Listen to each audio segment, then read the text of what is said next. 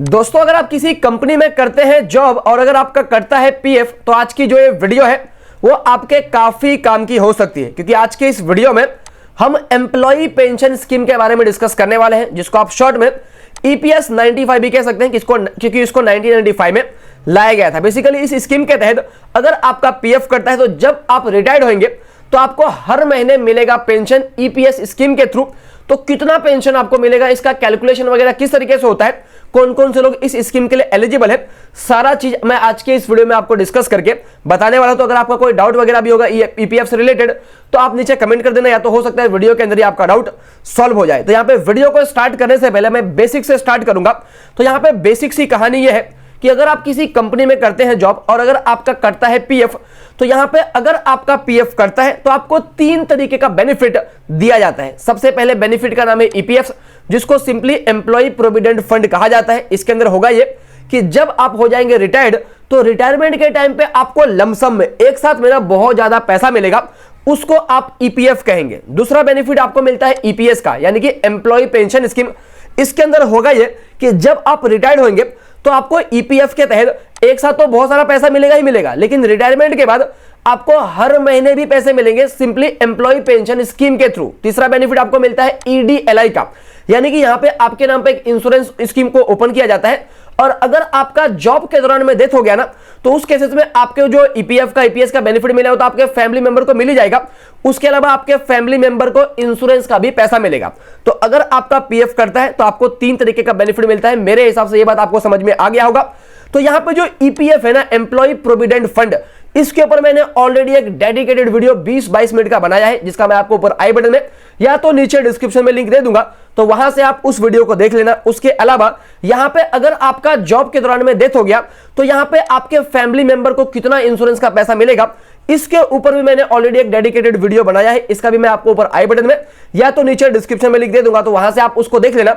लेकिन सिंपली आज के इस वीडियो में हम फोकस करेंगे एम्प्लॉय पेंशन स्कीम के बारे में, जिसको आप शॉर्ट में ईपीएस कहते हैं, कि जब आप रिटायर्ड हो जाएंगे तो आपको हर महीने कितना पेंशन मिलेगा, उसका कैलकुलेशन वगैरह कैसा होगा, सारा चीज हम आज के इस वीडियो में डिस्कस करने वाले हैं। तो यहां तक हमने जो भी चीज को डिस्कस किया उसको मैं एक बार फिर से रिपीट कर देता हूं, ताकि कोई भी कंफ्यूजन ना हो और हम लोग हर एक चीज को बिल्कुल सिंपल आसानी से समझ सके। तो अगर आप किसी कंपनी में करते हैं जॉब तो आपको हर महीने मिलता होगा सैलरी, और जो सैलरी आपको मिलता है इसमें से कुछ पैसा आपका पीएफ के अंदर जाता होगा और कुछ पैसा आपकी जो कंपनी है वो भी आपके पीएफ के अंदर कंट्रीब्यूशन करती होगी। और यहां पे मैंने आपको यह बताया कि भाई अगर आपका पीएफ का पैसा कटता है तो आपको 3 तरीके का बेनिफिट यहां पे दिया जाता है। तो यहां पे जो भी पैसा आपका कटता होगा, कुछ पैसा आपका ईपीएफ के अंदर जाता होगा, कुछ पैसा आपका ईपीएस के अंदर जाता होगा और कुछ पैसा आपका ईडीएलआई के अंदर जाता है।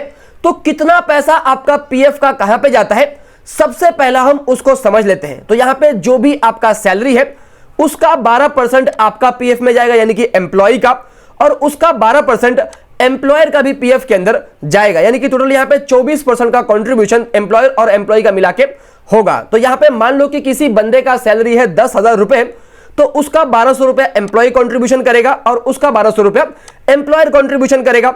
तो यहां पे जो एम्प्लॉय का कंट्रीब्यूशन है वो कहां कहां पे जाएगा, तो यहां पे सिंपली ये कहा गया है कि जो एम्प्लॉय का कंट्रीब्यूशन है वो simply employ provident fund EPF के अंदर ही जाएगा पूरा का पूरा 12%, और एम्प्लॉय का जो कंट्रीब्यूशन है वो ईपीएस और ईडीएलआई के अंदर कोई भी कंट्रीब्यूशन यहां पे एम्प्लॉय का नहीं होगा। उसके अलावा यहां पे जो एम्प्लॉयर का कंट्रीब्यूशन है 12% का, उसका बाइफर्केशन कैसा होगा, तो यहां पे सिंपली ये कहा गया है कि भाई जो एम्प्लॉयर का 12% का कंट्रीब्यूशन है ना, उसका 3.67% एम्प्लॉय प्रोविडेंट फंड में जाएगा और उसका 8.33% एम्प्लॉय पेंशन स्कीम में जाएगा। मैं एक बार यहां पे आपको फिर से रिपीट करके बताता हूं कि एम्प्लॉय प्रोविडेंट फंड क्या चीज के लिए है, कि जब आप रिटायर्ड हो जाओगे तो आपको लमसम में एक साथ में बहुत ज्यादा पैसा मिलेगा, उसको आप ईपीएफ कहेंगे।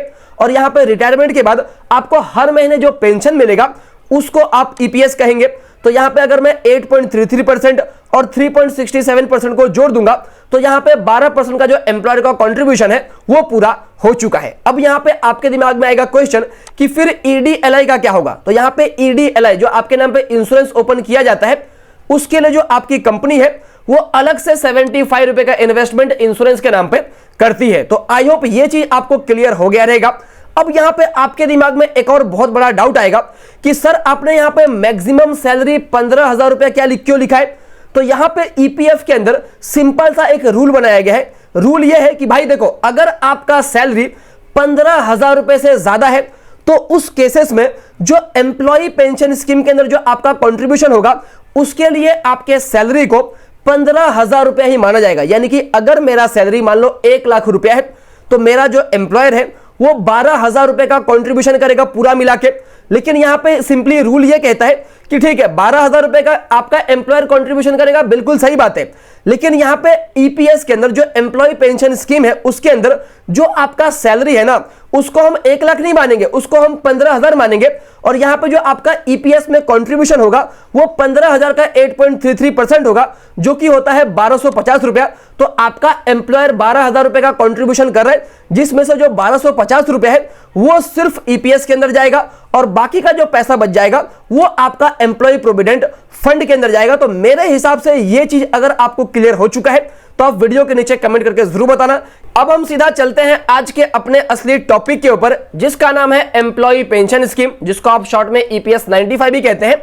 और आपने ईपीएस को समझने के लिए ही वीडियो को स्टार्ट किया था, लेकिन मुझे बैकग्राउंड समझाना काफी इंपॉर्टेंट था। तो यहां तक मैंने आपको सिंपली ये समझाया कि भाई अगर आप किसी कंपनी में करते हो जॉब तो आपको मिलता होगा सैलरी, कुछ पैसा आपका पीएफ का करता है, कुछ पैसा आपका जो एम्प्लॉयर है वो भी कंट्रीब्यूशन देता है, और आपका जो भी कंट्रीब्यूशन है एम्प्लॉय का वो पूरा का पूरा ईपीएफ में जाता है। और यहां पे जो एम्प्लॉयर का कंट्रीब्यूशन है उसमें से कुछ पैसा ईपीएफ में और जो कुछ पैसा है वो ईपीएस के अंदर जाता है। और यहां पे जो भी पैसा आपका ईपीएस में जाएगा उसी के बेसिस पे आपको पेंशन मिलेगा। और वही हम आज के इस वीडियो में डिस्कस करने वाले हैं कि आपको कितना पेंशन मिलेगा, क्या कंडीशंस है। तो यहां पे आप जो भी ईपीएस के अंदर कंट्रीब्यूशन करेंगे तो यहां पे आपको मिलेगा पेंशन, लेकिन उसके लिए कुछ है कंडीशंस। तो क्या कंडीशंस है? तो यहां पे सबसे पहली बात यह है कि अगर आपको ईपीएफओ जो एम्प्लॉय पेंशन स्कीम है उसके तहत अगर आपको बेनिफिट चाहिए पेंशन का तो आपको कम से कम 10 साल का सर्विस पूरा करना होगा। यानी कि या तो आपने किसी एक कंपनी में या तो एक से ज्यादा कंपनी में सारा मिला के आपने 10 साल तक काम किए होने चाहिए। यानी कि यहां पे जो आपका ईपीएफ के अंदर कंट्रीब्यूशन है वो 10 साल तक तो होना ही चाहिए। और यहां पे मान लो कि अगर आप 9 ईयर्स 6 मंथ 1 डे तक काम करते हो तो उसको 10 साल माना जाएगा। दूसरी बात यहां पे ये कही गई है कि आपको कब से पेंशन मिलना स्टार्ट होगा, तो यहां पे कहा गया है आफ्टर रिटायरमेंट। अब रिटायरमेंट का एज क्या है? तो यहां पे बोला है कि जब आप हो जाओगे 58 ईयर के तब आप रिटायर्ड हो गए तो उसके बाद से आपको पेंशन का बेनिफिट मिलना स्टार्ट हो जाएगा। अब यहां पे आपके दिमाग में आएगा क्वेश्चन कि भाई मान लो मेरी एज हो चुकी है 50 साल और मैं लेना चाहता हूं रिटायरमेंट, तो क्या मुझे पेंशन मिलेगा क्या? तो उस टाइम पे आपको पेंशन मिलेगा, लेकिन आपको रिड्यूस पेंशन मिलेगा, यानी कि पेंशन आपको कम मिलेगा। तो इसके लिए वो चीज आपको एडवाइजेबल नहीं होता है। उसके अलावा यहां पे एक और डाउट आएगा कि भाई मैं 60 साल तक काम करूंगा उसके बाद से पेंशन चाहिए, ऐसा हो सकता है क्या? तो डेफिनेटली ऐसा भी हो सकता है। उस केसेस में थोड़ा सा पेंशन आपको बढ़ा के दिया जाएगा, लेकिन मोटे मोटे तौर पे आप ये समझ लो कि अगर आपको पेंशन का बेनिफिट चाहिए तो आपको 10 साल का सर्विस देना पड़ेगा। और यहां पे आप अपने एज के 58 ईयर के बाद में पेंशन वगैरह का बेनिफिट ले सकते हैं। मिनिमम आपको कितना पेंशन मिलेगा? तो मिनिमम आपको 1,000 रुपए का पेंशन मिलेगा और मैक्सिमम आपको 7,500 रुपए का पेंशन मिलेगा। यानी कि अगर आपका सैलरी 1,00,000 रुपया भी है तो भी आपको पेंशन 7,500 का ही मिलेगा। क्यों मिलेगा?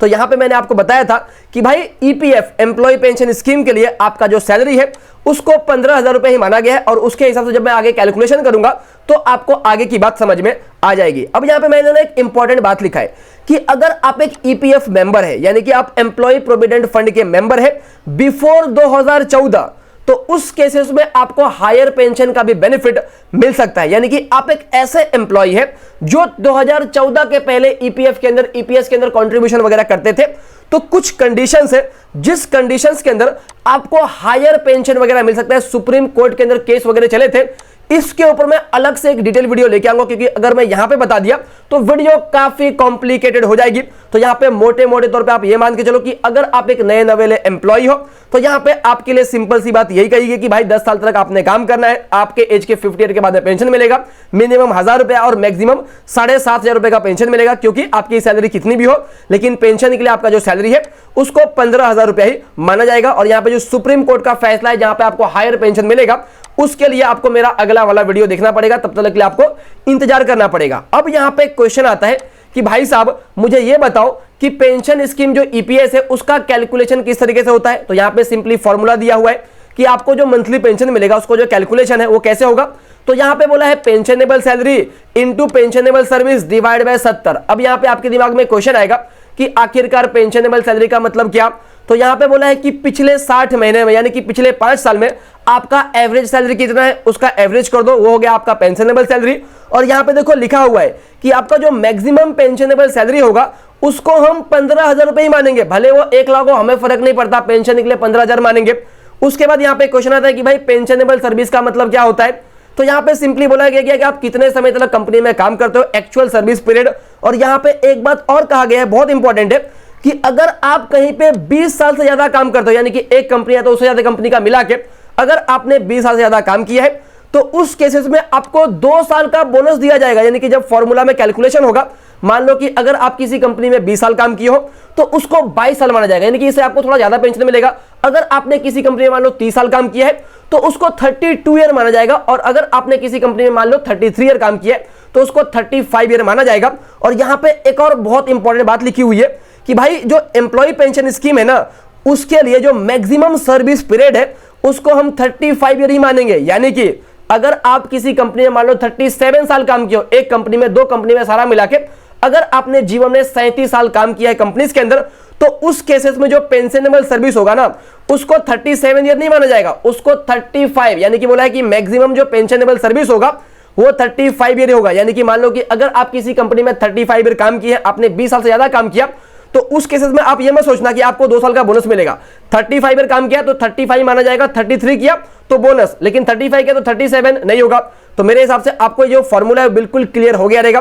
फिर भी अगर डाउट है तो वीडियो को पॉज करके जरूर देखना। तो मैं ये मान के चल रहा हूं कि भाई किसी बंदे का कोई भी सैलरी हो, मान के चलो उस बंदे का सैलरी था 20,000 रुपया, लेकिन यहाँ पे पेंशन के कैलकुलेशन के लिए आपका जो सैलरी है उसको सिर्फ 15,000 रुपए माना जाएगा। और मैं ये मान के चल रहा हूं कि आपने किसी कंपनी में 33 ईयर काम किया और 2 साल बोनस, टोटल 35 ईयर, और सिंपली डिवाइड बाय 70 कर देंगे तो यहां पे जो आपका पेंशन है वो 7,500 निकल के आ जाएगा। तो मेरे हिसाब से फॉर्मूला आपको समझ में आ गया होगा। फिर भी कोई डाउट हो तो नीचे कमेंट करके जरूर बताना। अब यहां पे हम फाइनली जो एम्प्लॉय पेंशन स्कीम है इसके एक लास्ट कॉन्सेप्ट को भी डिस्कस कर लेते हैं कि आपको ईपीएस के अंदर और क्या पेंशन का बेनिफिट मिलता है। तो सिंपली आप बिल्कुल कहानी की तरह इसको आराम से समझे। तो यहां पे सबसे पहली बात यह कही गई है कि आपने 10 साल का सर्विस दे दिया, आपने 10 साल तक जॉब किया, तो यहां पे जब आपका रिटायरमेंट का एज आएगा 58 ईयर, उसके बाद से आपको हर महीने पेंशन मिलना स्टार्ट हो जाएगा। दूसरी बात यहां पे यह कही गई कि मान के चलो कि आपका 10 साल का सर्विस नहीं हुआ है और यहां पे जो आपका एज है वो 58 ईयर हो चुका है, यानी कि आपका रिटायरमेंट का एज हो चुका है, लेकिन आपका 10 साल का सर्विस नहीं हुआ है। तो उस केसेस में क्या होगा, तो फॉर एग्जांपल मान के चलो कि कोई बंदा है जो 50 साल की उम्र का है, नया नया काम पे लगा है, तो यहां पे वो 8 साल तक काम करेगा तो उसका जो एज है वो 58 ईयर हो जाएगा, लेकिन उसका 10 साल का सर्विस नहीं हुआ है। तो उस केसेस में क्या होगा, तो यहां पे सिंपली कहा गया है कि आप चाहे तो अपने जो आपका एम्प्लॉय पेंशन स्कीम के अंदर जो भी आपका एम्प्लॉयर का कंट्रीब्यूशन है वो पूरा का पूरा पेंशन का पैसा आप विड्रॉ कर सकते हो, लेकिन यहां पे आपको हर महीने कोई भी पेंशन वगैरह का बेनिफिट नहीं मिलेगा। तीसरी बात यहां पे यह कही गई है कि मान लो during your job, during the service, अगर आप टोटल डिसेबल हो गए, यानी कि आपका दोनों हाथ कट गया, पैर कट गया, यानी कि आप काम करने लायक नहीं रहे, तो उस केसेस में यह कहा गया है कि भले ही आपका 10 साल का सर्विस हुआ हो नहीं हुआ हो उससे कोई भी फर्क नहीं पड़ता है, लेकिन यहां पे आपको फिर भी पेंशन मिलेगा, क्योंकि यहां पे आप ड्यूरिंग द जॉब सर्विस के टाइम पे टोटल काम करने लायक ही नहीं बचे, तो यहां पे आपको पेंशन मिलेगा। बशर्ते कंडीशन यह है कि आपके डिसेबलमेंट के 1 महीने बाद तक कम से कम आपके एम्प्लॉयर को ईपीएस के अंदर कंट्रीब्यूशन करना होगा। फिर यहां पे आपका चेकअप वगैरह होगा, उसके बाद मेडिकल एग्जामिनेशन वगैरह होगा, और वहां पे वो देखेंगे कि भाई आप एक्चुअली में काम करने लायक नहीं हो क्या, तो अगर नहीं होंगे तो डेफिनेटली आपको पेंशन वगैरह यहां पे मिलेगा। उसके बाद यहां पे सिंपली 4th पॉइंट में यह कहा गया है कि अगर कोई जॉब करने वाला बंदा था, वो ईपीएफओ का मेंबर था, यानी कि उसका पेंशन वगैरह का पैसा कटता था, और अचानक से उस बंदे का हो चुका है डेथ, तो उसके डेथ के बाद में उनके फैमिली मेंबर को पेंशन का पैसा मिलेगा, लेकिन क्या कंडीशन है, तो यहां पे सबसे पहली बात यह कही गई है कि उस बंदे का जो डेथ हुआ है वो वाइल इन सर्विस हुआ है, यानी कि अगर जॉब के दौरान में किसी बंदे का डेथ हो जाता है तो उसके फैमिली मेंबर को पेंशन का पैसा मिलेगा, लेकिन कंडीशन क्या है, तो यहां पे सिंपल सा कंडीशन यह है कि उसका जो कंपनी है, उसका जो एम्प्लॉयर है, उनको कम से कम एम्प्लॉय पेंशन स्कीम के अंदर 1 महीने का कम से कम तो कंट्रीब्यूशन करना पड़ेगा। उसके बाद यहां पर दूसरी बात यह भी कही गई है कि मान लो कोई बंदा था जिसने 10 साल से ज्यादा समय तक काम किया, वो ईपीएफओ का मेंबर था, यानी कि जो नॉर्मल कंडीशन है कि भाई आपको पेंशन लेने के लिए कम से कम 10 साल का सर्विस पूरा करना होगा, तो उस बंदे ने 10 साल का सर्विस पूरा कर दिया था, लेकिन उसका जो एज है वो अभी 58 ईयर पूरा नहीं हुआ था। मान लो एग्जांपल से कि भाई मान लो कोई बंदा है जिसका उम्र है 30 साल, उसने 20 साल तक काम किया, यानी कि नॉर्मल कंडीशन 10 साल को उसने पूरा कर दिया, और उसका उम्र अभी 50 साल है, लेकिन रिटायरमेंट कब होगा? वो होगा 58 ईयर के बाद में। लेकिन 58 ईयर से पहले ही उस बंदे का हो चुका है डेथ, तो उस कंडीशन में उनके फैमिली मेंबर को पेंशन का पैसा मिलेगा। और यहां पे सिंपली थर्ड पॉइंट में यह कहा गया है कि अगर कोई बंदा अपने जॉब से रिटायर्ड हो चुका है और उसको हर महीने पेंशन का पैसा मिल रहा है, और बाद में अगर उसका डेथ हो गया तो भी उनके फैमिली मेंबर को पेंशन का पैसा मिलेगा। उसके बाद यहां पे लास्ट में एक नोट लिखा हुआ है, यानी यहां पे लिखा है the pension amount is different in different cases, यानी कि जो भी हमने केसेस को डिस्कस किया, डिफरेंट केसेस में पेंशन का जो अमाउंट है वो अलग अलग हो सकता है, क्योंकि डिपेंड करता है भाई कि आपका पेंशनेबल सैलरी कितना है, आपका पेंशनेबल सर्विस कितना है, उसके हिसाब से चीजें यहां पे डिफर हो सकती है। उसके अलावा यहां पे लास्ट में मैं अपने अगले वाले वीडियो में क्या डिस्कस करने वाला हूं, तो मैं यहां पे सिंपली सुप्रीम कोर्ट के फैसले को डिस्कस करूंगा कि किस कंडीशन में आपको हायर पेंशन, अगर आप ऐसे बंदे हो जो सितंबर 2014 से पहले रिटायर्ड हो, तो आपको हायर पेंशन मिल सकता है, उसका क्या कंडीशन है वो मैं अपने आने वाले वीडियो में डिस्कस करने वाला हूं। तो अभी तक के लिए इतना ही। अगर आपको वीडियो काम की लगी है तो वीडियो को जरूर लाइक करना, चैनल को सब्सक्राइब करना, और इस वीडियो को अपने फैमिली, फ्रेंड और रिलेटिव में जरूर शेयर करना जिनको भी इस वीडियो की जरूरत है उनके साथ में। जय हिंद दोस्तों।